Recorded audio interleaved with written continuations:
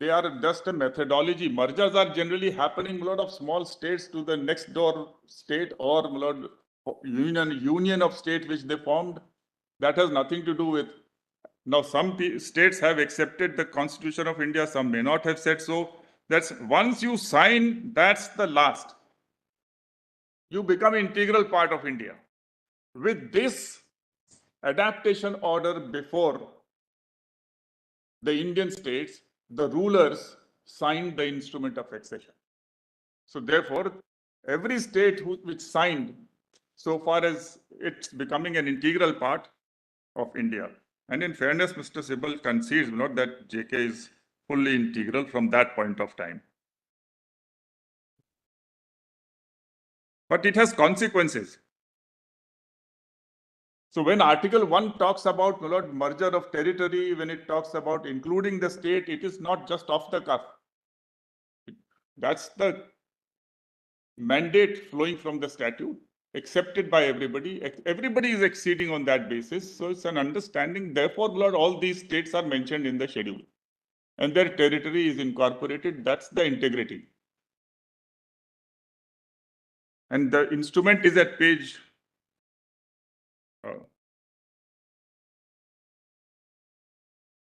yes.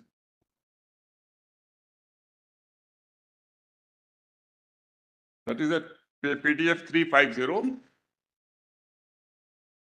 which your lordships have seen in the other volumes. Lordship may just note that in the very beginning it says, Dominion of India established by the India Independence Act shall, as from 15th August, be a union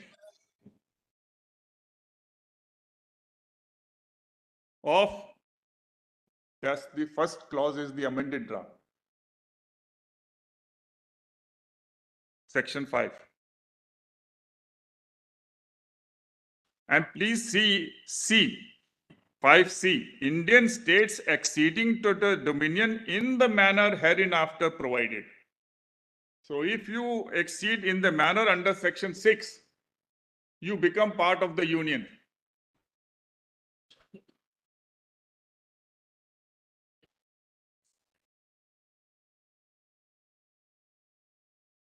This is also there in volume 6, PDF 103.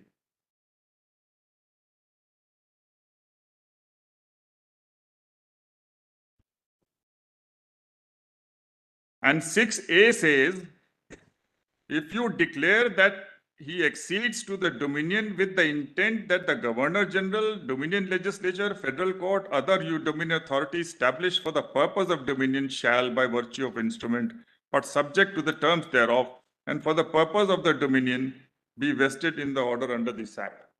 So once you accept all these authorities, once you integrate, how do you integrate if you don't accept? And the terms, the expression subject to terms doesn't mean that you, these are minor modifications or qualifications which may come in, but you can't say that on the one hand that I accept the Supreme Court, I accept the President, I accept everything, but qualification, I will not accept 136.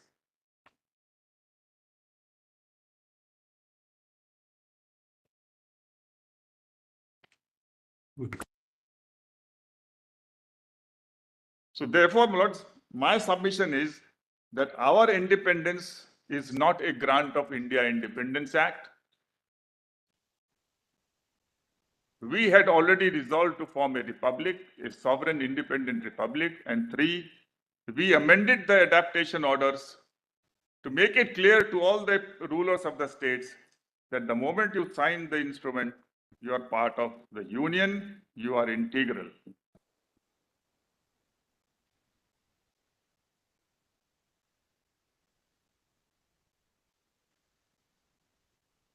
So actually, if you see the constitution, the provisional constitution order of 1947, yes, which is a part of Mr. Arvind Datar's second edition of 2007. Yes, I will find it here at page 348.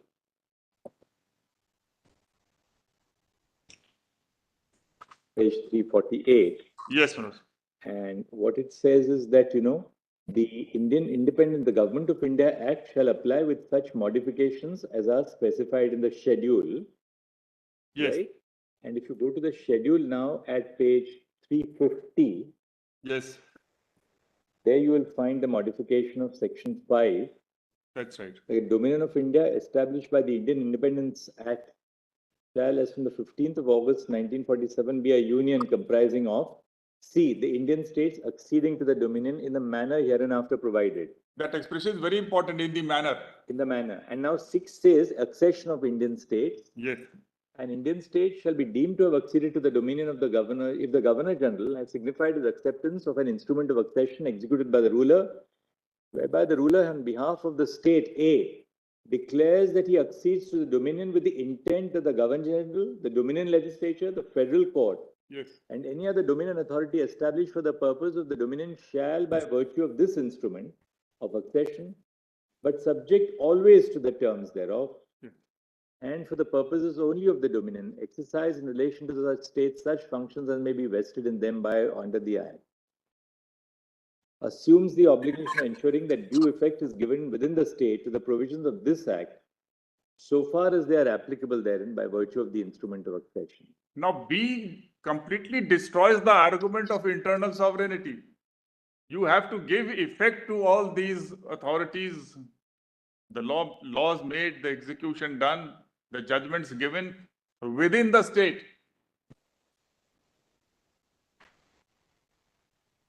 Reservation of some subjects, my lord, doesn't mean that some sovereignty remains.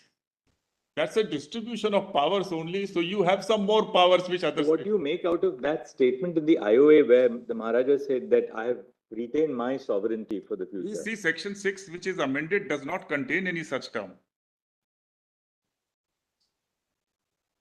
Maharajas cannot, as the learned Solicitor General showed, somebody is saying that we will have reservation about tax. So that's their wish.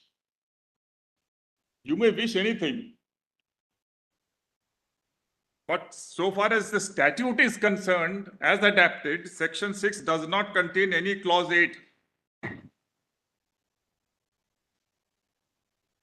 All that remains is that by supplementary instruments, you can further make more concessions. You may concede more subject matters.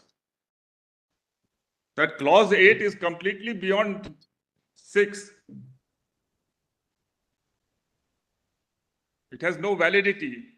But I will say, you read that clause 8 of IOA where Hari Singh says, I preserve my sovereignty. That is only meaning that he is preserving his power to legislate and do whatever with respect to the remaining subject matters. Okay. What's the next point, Mr. Mr. Dwivedi? We'll have to leave some time today for Mr. Giri. So long as all of you are within the time framework, we have no problem. But our time should be up till Monday, at least. Monday afternoon, Monday lunch. So we'll try to finish by that. It won't. Monday lunch is the final time. Ordinary may not be a spill at all, but we were hoping that the learned council have agreed that I must. Monday afternoon we have to, so that then we can give them the rest of Monday and Tuesday to complete the rejoinder. We'll.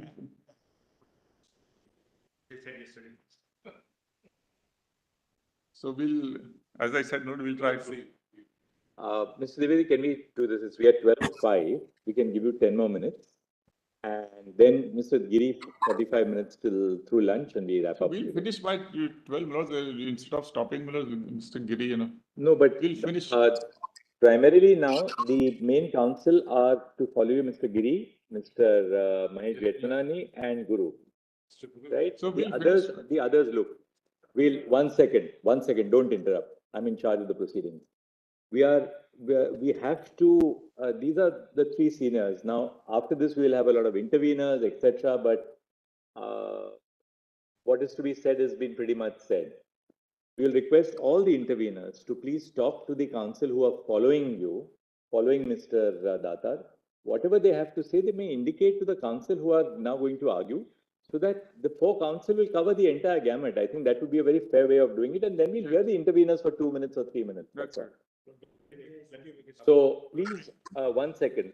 This is now a procedural, this is a procedural mandate now, which is that all interveners who are going to follow will talk to Mr. Giri, Mr. Jetmalani, and Mr. Guru. And whatever you have to say, please tell them to say it on your behalf. They will not be charging a separate set of fees, and we will conclude with that. I think that's the only way. Now, tell us, Mr. Dwivedi, how long now? We'll finish, our side will finish by lunch, Lord. The Lordship is, because otherwise, Lord, all right. Do we take that, that between Mr. Giri, Mr. Jetlani, and Guru, you have bifurcated the time with Mr. Dwivedi? Do we take it so that you're finishing by lunch on Monday? On Monday? Yes. So, just that whatever remains, one second, whatever remains after Mr. Jetlani, Mr. Giri, and Mr. Guru Krishna Kumar have completed, we are here to hear you until lunch, but we will not hear the respondents after lunch. Fair enough. We have no difficulty. After we've given you the names of people who are going to argue. After they have finished, if there's some time remaining before lunch on Monday, we will hear you certainly. But after lunch, that's it. At 2 o'clock, we call upon Mr. Sibyl to start the time. Oh, I'm so sorry. Nothing now. We have to now. We'll have the whole country wanting to argue here, but now that's all right. That's all right. That's all right. You sit with the seniors who are arguing after. There has to be some order. You can sit with the seniors during the course of the weekend, and you can talk to them. If somebody has a point, please tell them. Yes. let me adhering to what your lordships have indicated. Absolutely. Right. Can the interveners circulate a short note? No difficulty. Absolutely. A page at the most. because Lord, some of them have taken a lot of invested a lot of time and passion. But of course, we don't deny that. But then presentation has to be through either the seniors who are arguing have to curb themselves, or then we have to just do what we have to do. We'll abide by the timelines that your lordships have indicated. kindly just note the documents. I will not read now because of the time constraint. Your Lordship may look into it. Just at PDF 328. This is about the paramountcy. What was the view of the leaders on the Indian side when they were discussing? None of these Indian states were independent, really. Mr. Dwivedi, we have understood this argument. Yes. I'm not reading therefore. I'm just saying, Lord, Your Lordship may note the first is Raja Gopalacharya's note. The second note, Lord, is at page PDF 331, which is Sri Alladi Krishna Swami Iyer, Lord. And they took lot of pains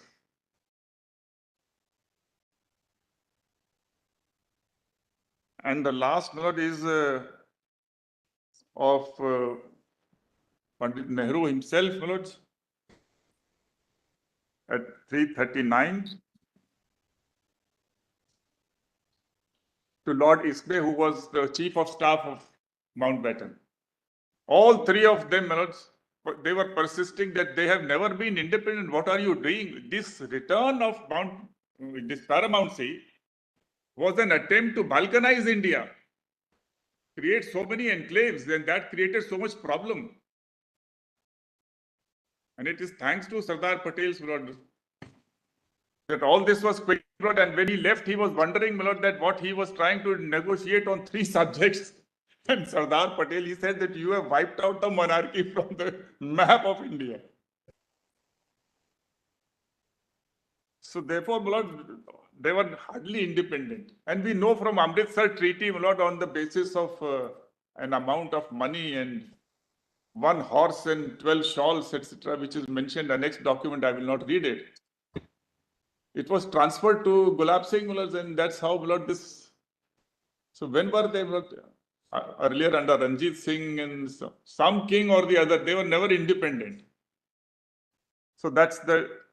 So therefore, this sovereignty flowing internal residuary, whatever, there was no sovereignty. And whatever left, Article 1 finishes. That's the complete merger. No merger agreement is required. No supplementary instrument of accession is required.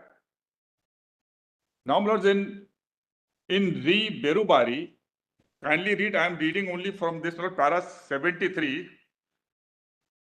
of my written submission, which is at page 298.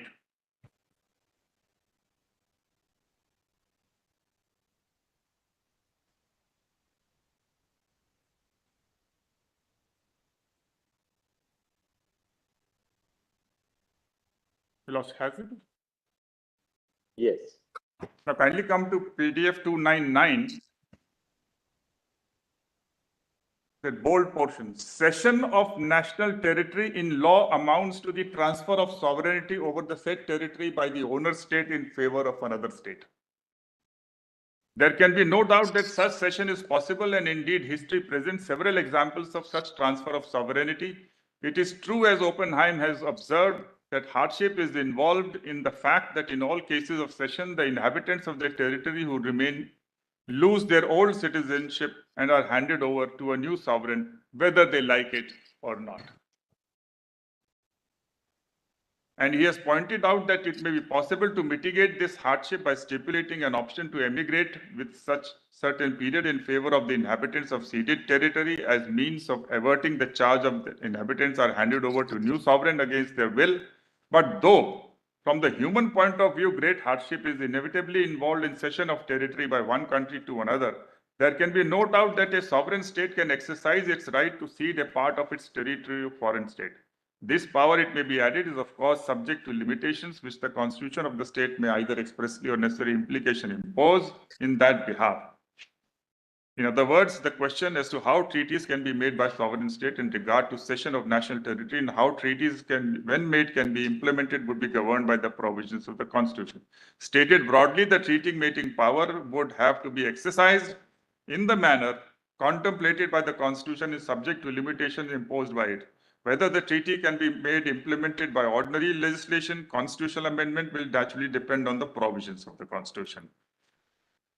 Then kindly come to the next overleaf, my lords. Last few lines of this paragraph. We have already referred to Article 1(3)(c) and we have observed that it does not purport to confer power on India to acquire territories.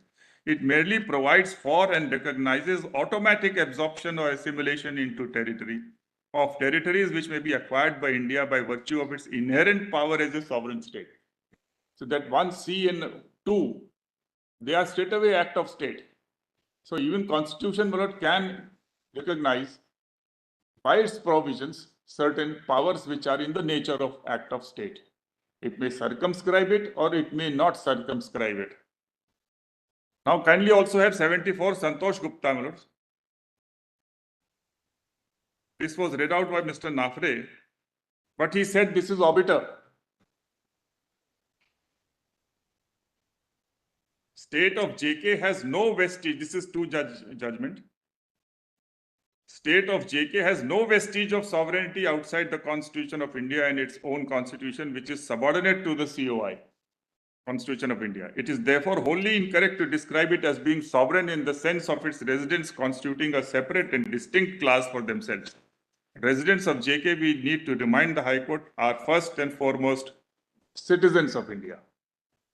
Now, this is not obiter. I have explained in 75. My lords will look into that. There were direct questions in the High Court judgment. It was said, my lord, that JK is sovereign and therefore their lordships dealt with it and said that that sovereignty is not there. It had lost its sovereignty. Then I have quoted the speeches, my lords, from Shri Nehru, my lords, and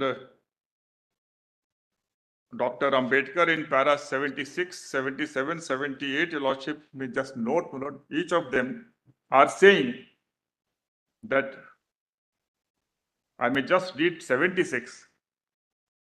Shri Jawaharlal Nehru said, we accepted it and of course the accession was complete. It was not a kind of partial accession or limited accession. The accession was complete. but we said that we will abide by the verdict of the people whenever the chance or the opportunity comes. He also said, so Kashmir obviously is a constituent unit of the Federation of the Union of India. But a difference has subsequently arisen, you please remember that, not originally, between Kashmir and the other states, because subsequent to the earlier accession, the other states have become integrated more, which Kashmir was not and could not in the circumstances, as I have tried to point out. But nevertheless, it is a whole constituent unit of India. Various things flow from it, various consequences. Consequences, for instance, in regard to the President of the Republic, but the President's ultimate right has to remain for a constituent unit of India. So various consequences, I already spelled out what follows from the integration and unionization.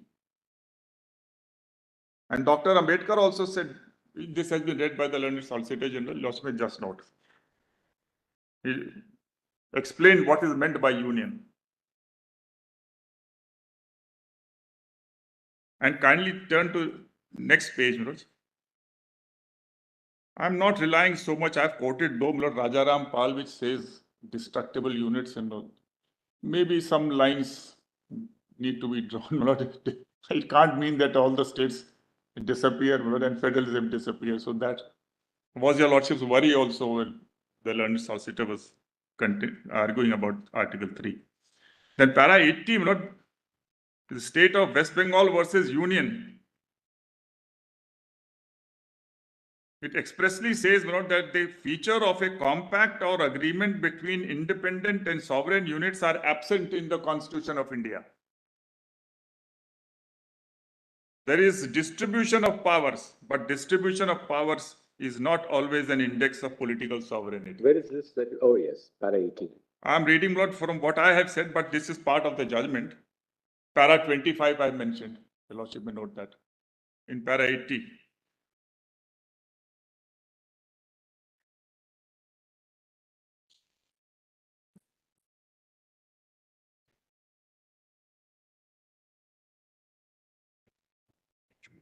Then kindly have paragraph 51 going back a little.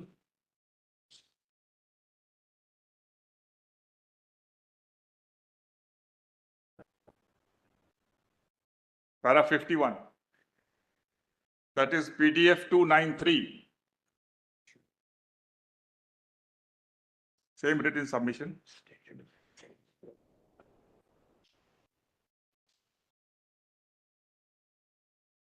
Yes, Vinod, I'm sorry, Vinod. This para 25 of State of West Bengal is fully quoted, Vinod, beginning at PDF 291.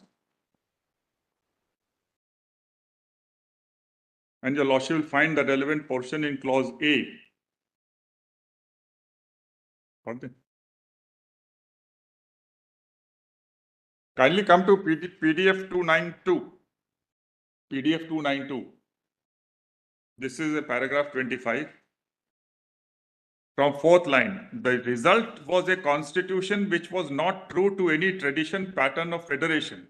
There is no warrant for the assumption that the provinces were sovereign, autonomous units which had parted with such power as they considered reasonable or proper for enabling the central. Where? Page 291, PDF page. PDF 292. 291 it starts. Yes, it starts in 291. There is no warrant for the assumption? Yes.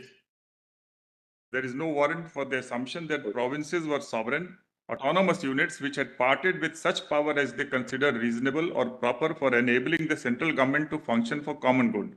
The legal theory of the constitution was the withdrawal of resumption of all powers of sovereignty into the people of this country and the distribution of these powers, save those withheld from both the union and the states by reason of provisions of part 3 between the union and the states.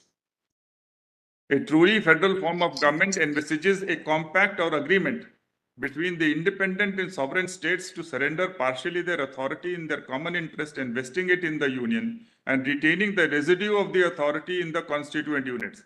Ordinarily, each constituent unit has its separate constitution by which it is governed in all matters except those surrendered to the union. And the constitution of the union primarily operates upon the administration of the units. Our constitution was not the result of such compact or agreement. Units constituting a unitary state which are non-sovereign were transformed by abdication of power into a union. Then the second characteristics is supremacy of the constitution which cannot be altered except by the component units. Then C, distribution of powers between union and regional units. If your lordship, the fourth is supreme authority of courts to interpret the constitution, that is D. Kindly come below that. In our constitution, characteristic D is to be found in full force. A and B are absent. There is undoubtedly distribution of powers between the union and the states in matter legislative and executive. But distribution of powers is not always an index of political sovereignty.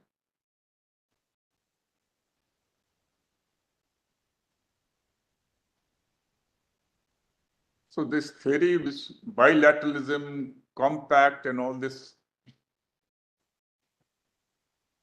objective resolution was unilateral, adaptation was unilateral, Article 1 is unilateral, 370 is unilateral.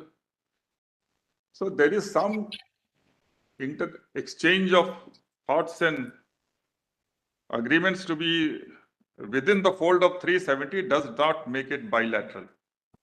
So bilateralism need not be introduced in 373. Kindly have para 51 next page. Even in a pre-constitution setting in Pramod Chandra Dev versus State of Odisha, para 17, a constitution bench of this court held that sovereignty of erstwhile ruler ends with cession of territory. And when this court said some sovereignty is retained after the execution of IOs, that was a passing reference as sovereignty was being discussed in the light of an old grant of land by ruler to son. Such grant would amount to law which was continued post 1948. So the rights under the said grant were recognized by the new sovereign power. And Indri Beruvari also takes the same view in para 31, which I had already read. So cession of territory is a very vital and Article 1 therefore declares the end of, if any doubts remain, that's the last nail in the coffin of sovereignty. And it is surprising, Lord, that my friends on the right, Lord, wedded to democracy are seeking permanence based on a crown which is long gone. The king is dead, long live the king.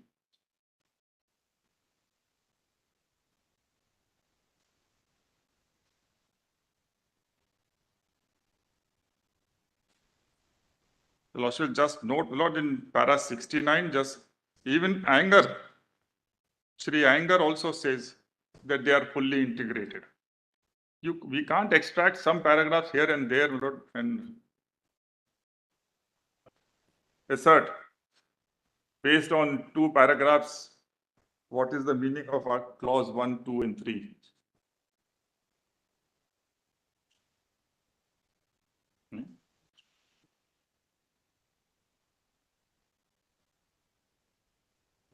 Page 26. If you shall come in that paragraph stated next page, that is 298, PDF 298. The draft Article 306A was placed before the Constituent Assembly on 1710 and passed on the same day. The Anger said the meaning of accession is that at present day, the state JK unit is a unit of a federal state, that is Dominion of India. Dominion is getting transformed into a republic, which will be inaugurated on 26th. JK state therefore has to become a unit of the new Republic of India. He goes on to say that instruments of accession will be a thing of the past in the new constitution.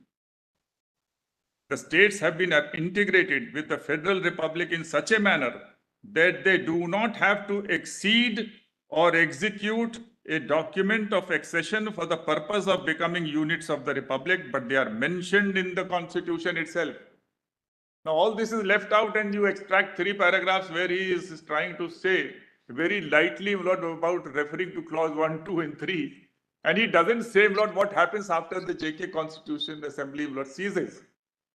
He could not have said, the times were so difficult.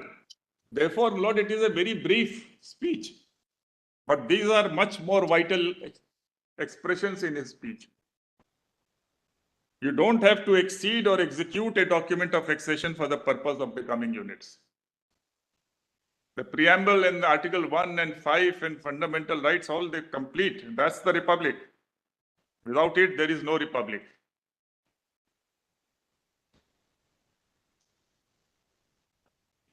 So, my lords, that's in my dispute submission, my lord. My submission with regard to this.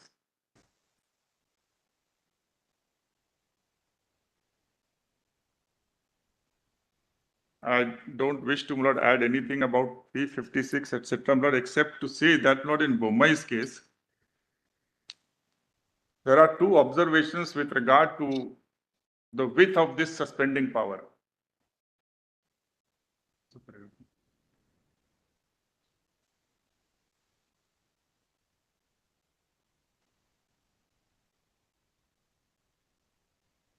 Paragraph 271 and 281. I'll give it in a piece of paper, my lords, the paragraphs without detaining your lordships.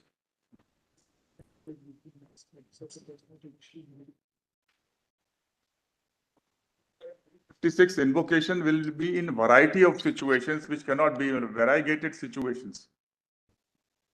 So therefore, what will be the circumstances, emergency, provision, or will depend. So I just wanted to point out to supplement, Lord, those paragraphs which I'll give.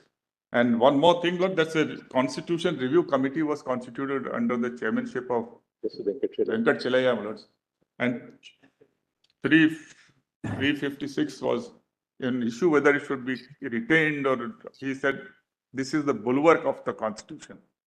So the concept changes, my lord, with time. Initially, it was thought it will never be exercised, but the review committee says, and a very high-level committee, Justice Jeevan Reddy was also a member of that committee. And they say that is a bulwark, but yes, there has been some abuse. Therefore, the checks and balances, my lord, the adjudicatory powers, the judicial review is there to check it. So with this, I, my lord, conclude and say, my lord, that let us bury 370. 35A, my lord, I'll just... my friend has filed a writ petition also questioning, my lord, 35A. So I just wanted to give, my lords, your lordship, which again I'll mention, my lord, in the piece of paper, the paragraphs of IR Kolho, where your lordships have held that this, if you come out with any instrument of law, with constitutional amendment, which that was in the context of 31B, Vaman Rao and in Minerva Mill and all those were considered, and the lordships have held, my lord, that if all laws which are placed in 31B will be tested. And so far as certain, of course, prospective overruling, etc., is a different concept. But here we are finding that 35A has been super added. It's a complete lock, stock denial, my lord, of several vital fundamental rights. So in view of IR Polo, I submit, my lord, that needs to be struck down. I'm grateful, my lord. Thank you, Mr. Dev.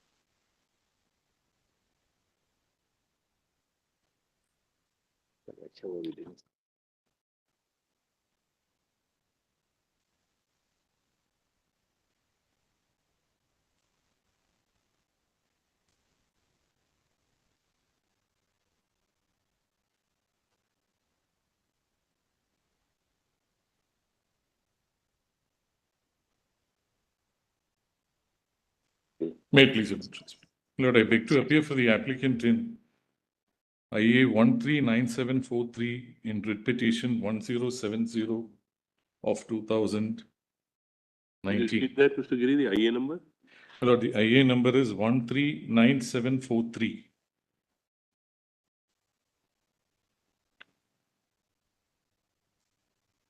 Lord, the All India Kashmiri Samaj In in writ petition number 1070 of 2019. IA is filed which year? Lord, the IA is 139743 of 2023 23. in writ petition number 1070 of 2019.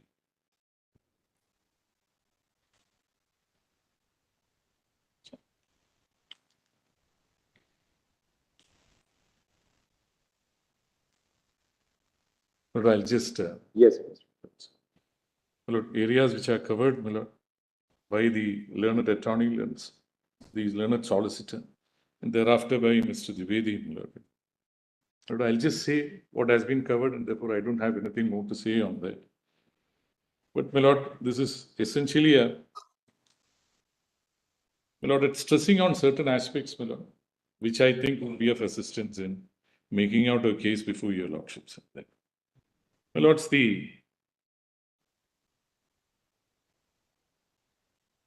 instrument of accession, my Lord, is dated 27/10/1947. And that is at PDF 9 of Volume 1. My Lords, what happened in the thereafter, my Lords, in chronological order,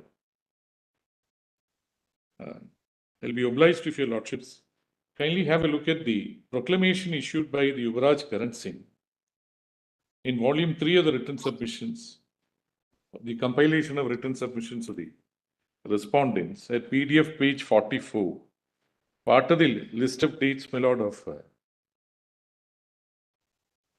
the learned solicitor.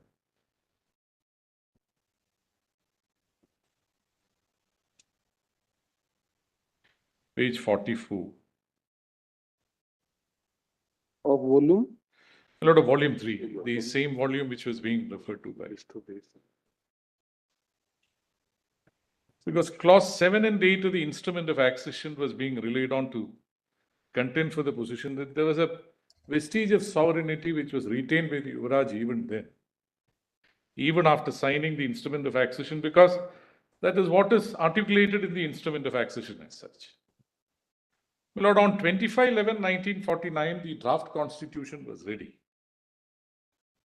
And therefore, my Lords, the Yuvraj Karan Singh had the entirety of the constitution, including 370 as it was incorporated in the constitution before. Article 1 and 370, my Lord, which is incorporated, which is made as part of the constitution, or which is made as part of the applicability of which was made as part of Article 370. All this was before him. And therefore, my Lord, on 25/11/1949, if your lordships have a look at PDF 44, Yuvraj Karan Singh issued my Lord, I'm reading from the solicitor's list of dates, issued a proclamation for the state of Jammu and Kashmir by which he declared and directed that the Constitution of India shortly to be adopted by the Constituent Assembly of India. So, Giri, you are at PDF page 54. No, PDF page 44. 44. Written submissions, volume 3. My Lord, Yes, part of the thanks. list of dates that was placed before your lordships by the learned solicitor. My Lord, the document is also included, but I thought this is easier, my Lord, because your lordships will have to keep referring to it again and again.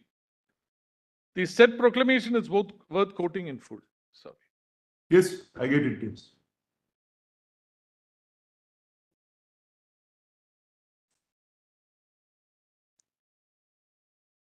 Whereas with the inauguration of the new constitution for the whole of India now being framed by the Constituent Assembly of India, the Government of India Act 1935, which now governs the constitutional relationship between this state and the Dominion of India, will stand repealed. And whereas in the best interest of this state, which is closely linked with the rest of India by a community of interest in the economic, political, and other fields, it is desirable that the constitutional relationship established between the state and the Dominion of India should be continued as between the state and the contemplated Union of India, and the Constitution of India as drafted by the Constituent Assembly of India, which includes duly appointed representatives of this state, provides a suitable basis for doing so. I now hereby declare and direct that the Constitution of India, shortly to be adopted by the Constituent Assembly of India, shall, insofar as it is applicable to the state of Jammu and Kashmir, govern the constitutional relationship between this state and the contemplated Union of India, and shall be enforced in this state by me, my heirs and successors, in accordance with the tenor of its provisions, that the provisions of the said Constitution shall, as from the date of its commencement, supersede and abrogate all of the constitutional provisions inconsistent therewith which are at present in force in the state. So, my lords, therefore, it was understood that on the enforcement of the Constitution of India, my lord, which took place on 26/1/1950, there is no residuary sovereignty that is retained, my lord, by the Yuvaraj in the state of Jammu and Kashmir.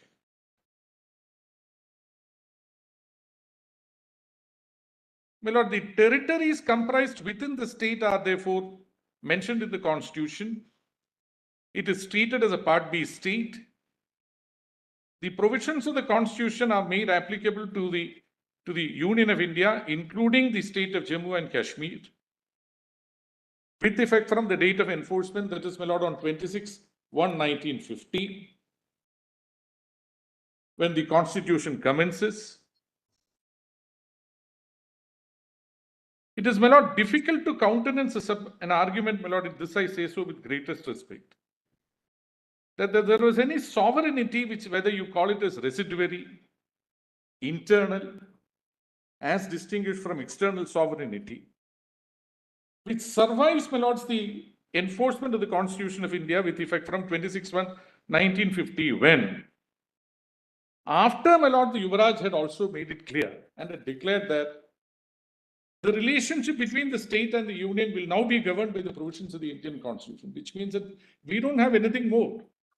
We are governed by the Constitution of India. We have also looked into it. There were 4 representatives from the state of Jammu and Kashmir earlier in the Constituent Assembly. We have gone through each clause, and we have ultimately looked at 370 also, which is an integral part of the Constitution, which is also a part of the Constitution. And we have therefore decided that we will abide by this. Now, my lords, the question of if this is the integration, therefore becomes complete, my lord, on enforcement of the Constitution, there is nothing residuary about. Now, if your lordships kindly have a look at, my lord, I'm sorry, but then to make my submission, my lord, on the question of, my lord, what therefore survives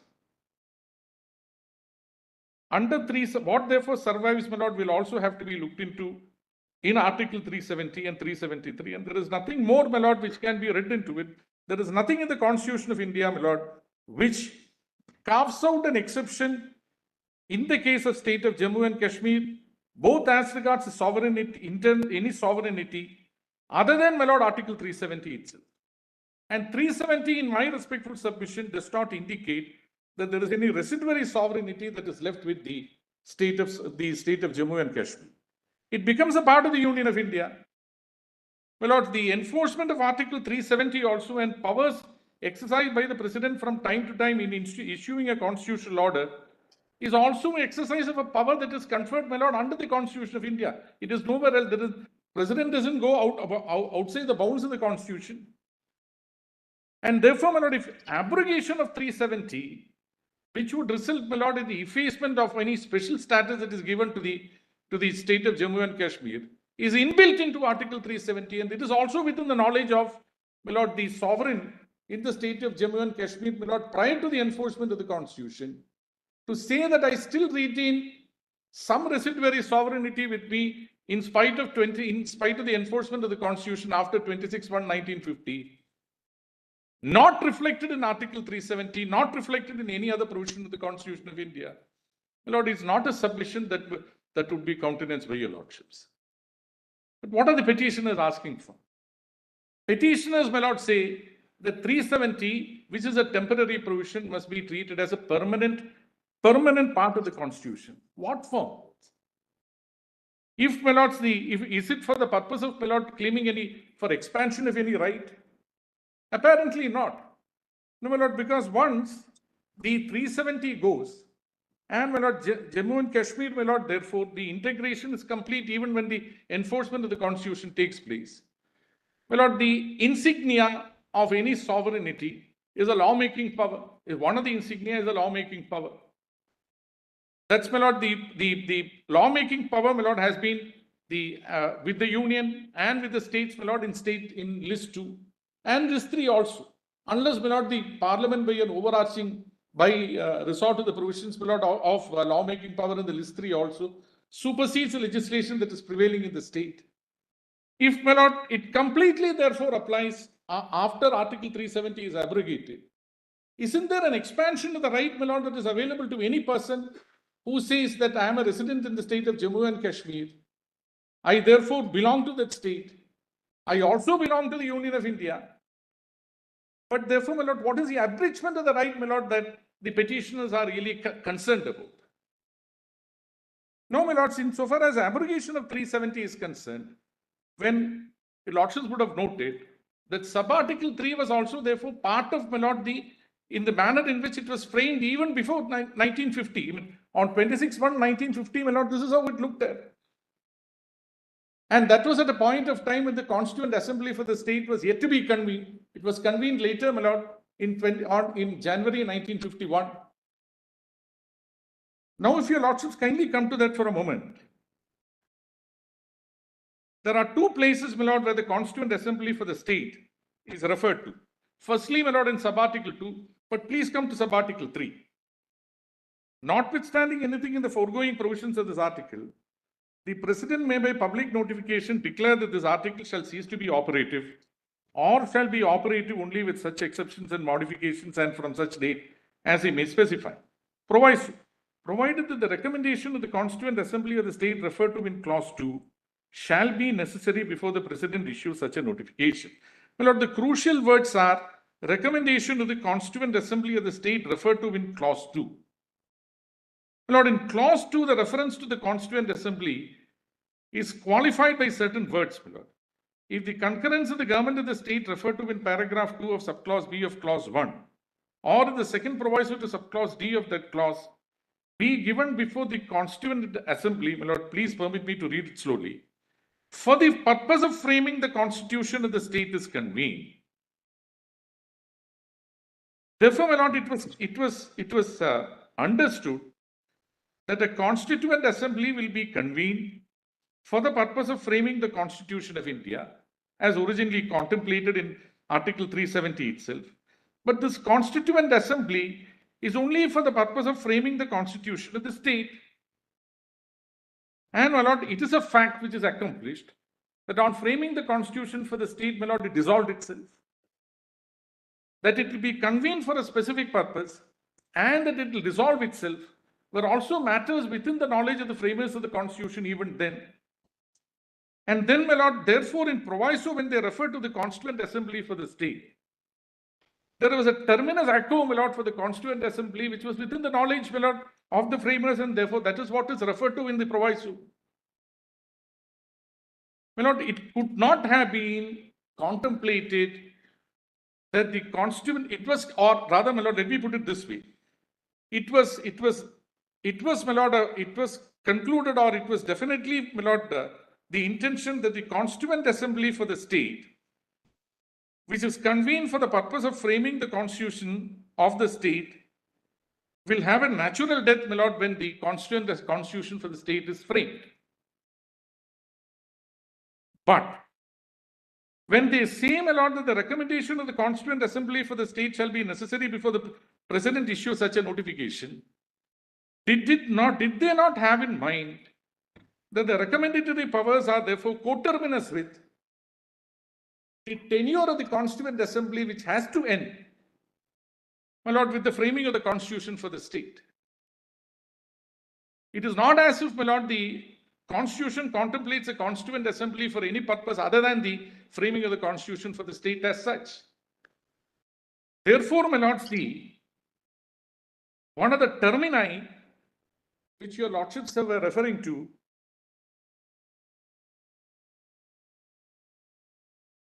there are two terminus echo, my lord, insofar as the Constituent Assembly is concerned, going by sub-article 2 and the proviso. One is the convening of the Constituent Assembly,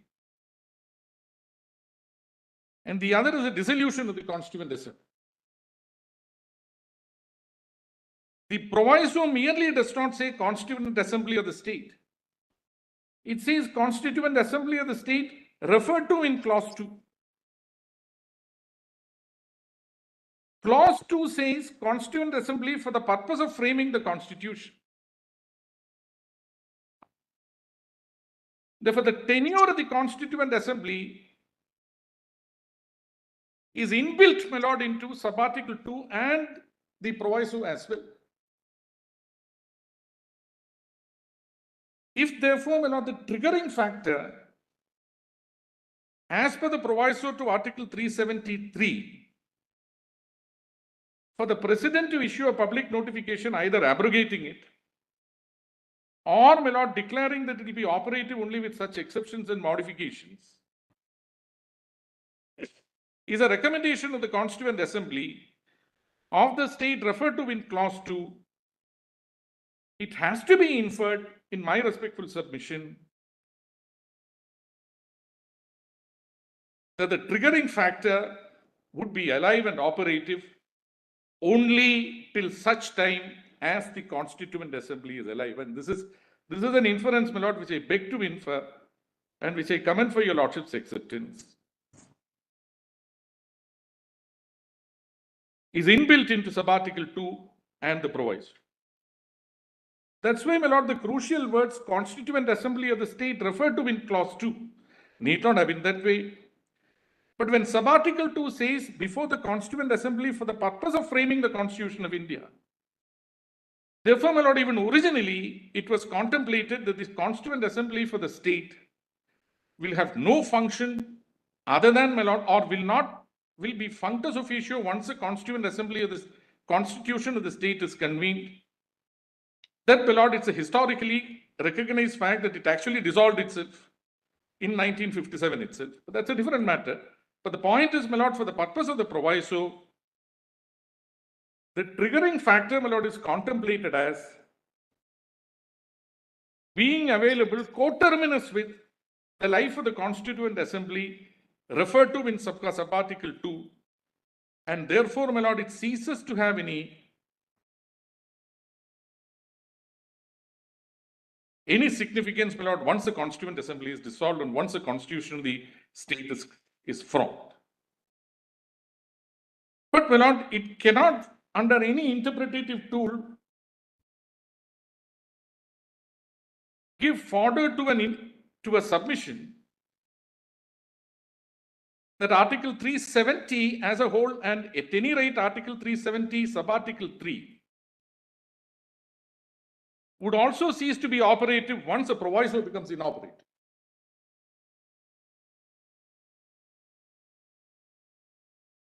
My lord, ideally, my lord, the proviso could have been deleted after the dissolution of the Constituent Assembly for the state. That's a different matter, my lord. One need not get into that hypothesis at all. But it cannot be contended that the power of the President vouchsafed under Article 373 would cease to be available because the proviso is no longer available to be operated upon.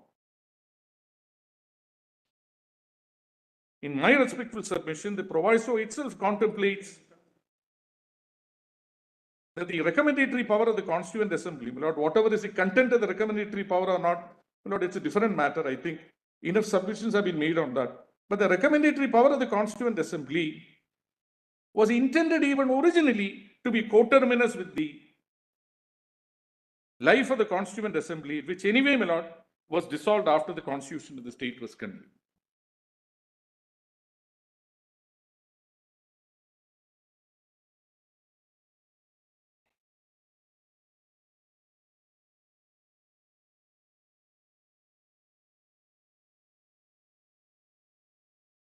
My lord, my written submissions are at pages 400 to 411, my lord, of volume 3. 401 to 411 of volume 3. 411 to 401 to 411. My lord, this aspect has been dealt with, my lord. I won't therefore take up more time of your lordships on this aspect.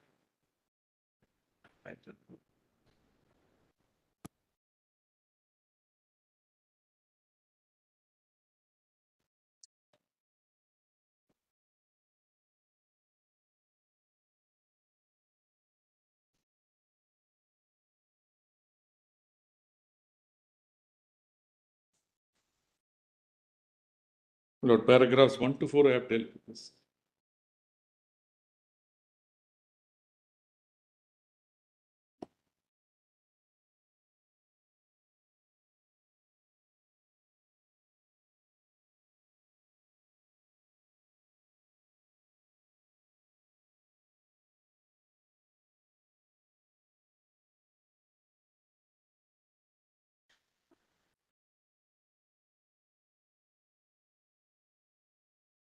My lord, the next submission, my lord, would be on the aspect of federalism. My lord, there are two, my lord, papers, my lord, which your lordships may kindly have a look at, juxtaposed with each other. My lord, one is the opening remarks of Dr. Ambedkar, my lord, which your lordships will find in volume 8 of the compilation of documents. Okay, Sorry. since you're beginning a new point on federalism, should we take it up on Monday? Very well, So that, very well. My lord, I'll still maintain the timeline. we are always conscious of how you are generally in the court, so we don't expect anything different. You'll be precise and always very, grateful. very focused. We I'm expect that as usual. I'm grateful. Thank you. My lord, there was one request, my lord, lordship, if your lordships could consider, because it fell from your lordships, my lord, would it be possible for your lordships to convene at 10 o'clock on Monday so that we get 3 hours? Lord, Mr. Nataraj had, my lord, 10 minutes of submissions. A new point.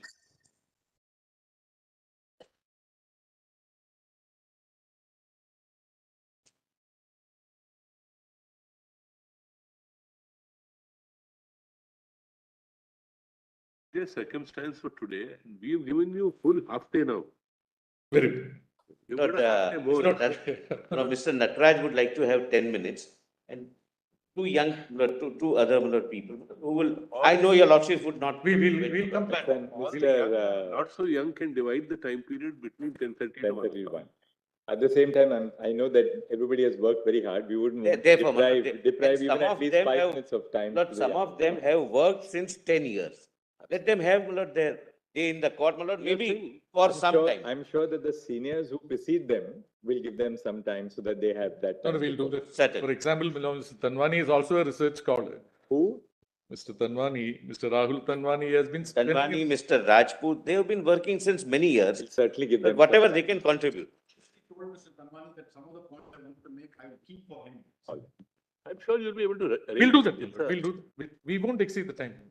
We'll finish by Monday, 1 o'clock or whatever is the time that your lordships are. 1 o'clock. So we'll wrap it up on Monday for this side at 1 o'clock. And then in the afternoon, we'll start the rejoinder. Very good. Grateful. Grateful to you.